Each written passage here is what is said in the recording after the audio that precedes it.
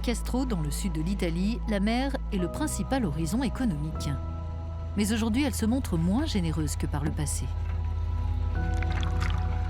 Conséquence de la pression subie par l'écosystème en raison d'une eau plus chaude, de la pêche intensive et de la pollution plastique. Une partie de ce type de déchets provient des filets dits fantômes, des équipements perdus qui gisent sur les fonds marins. Dans l'Adriatique, des pêcheurs professionnels et des plongeurs mènent le projet Adrinet, qui prend la forme d'actions concrètes pour éliminer ces pièges pour les petits poissons et la flore marine.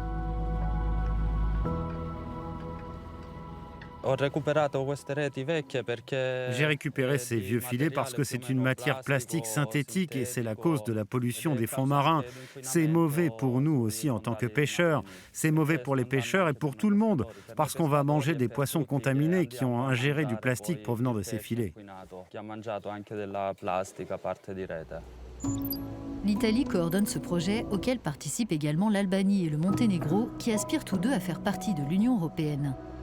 Les trois pays travaillent sur des plans de gouvernance et à une meilleure gestion des risques pour mieux préserver leurs écosystèmes confrontés aux mêmes défis. Adrinet dispose d'un budget de plus d'1 million d'euros, dont 85% financés par la politique européenne de cohésion et 15% par les pays participants. Adrinet délivre un savoir-faire technologique aux pêcheurs.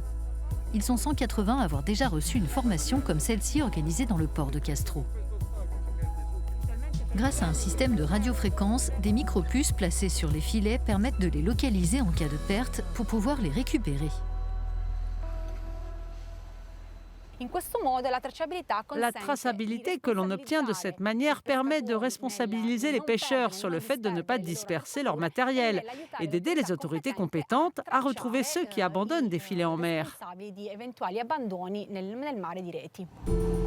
Ce type de projet est salué par les gardes-côtes italiens car l'une de leurs tâches consiste à récupérer les filets perdus qui souvent proviennent de la pêche illégale. Ils sont en train d'établir une carte de ces équipements abandonnés à l'échelle des eaux italiennes. En un an, ils en ont repêché 6 tonnes.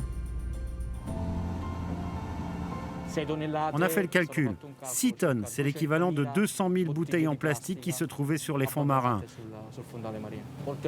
Très souvent, ce sont les pêcheurs eux-mêmes qui nous fournissent les coordonnées GPS des filets abandonnés au fond de la mer. Déjà, plus d'une trentaine d'actions ont été menées dans les eaux des 3 pays participants pour nettoyer les fonds marins.